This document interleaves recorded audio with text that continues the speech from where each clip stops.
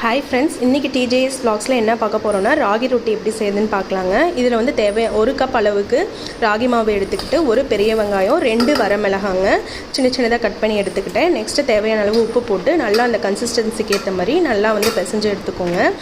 தேவையான அளவு தண்ணி ஆட் பண்ணி பிசைஞ்சு எடுத்துக்கோங்க. இதில் வந்து தேங்காவை துருவி குட்டி குட்டியாக கட் பண்ணி அதில் நான் போட்டிருக்கேங்க. இது எம்மியாக இருக்கும், சாப்பிடும்போது வந்து நல்லா சூப்பராக இருக்கும், ஒரு நல்ல டேஸ்ட்டை கொடுக்கும். இந்த மாதிரி கன்சிஸ்டன்சி அளவுக்கு பிசைஞ்சு எடுத்துக்கிட்டு 3 பாலாக வந்து நான் செப்பரேட் பண்ணி எடுத்துக்கிட்டேங்க.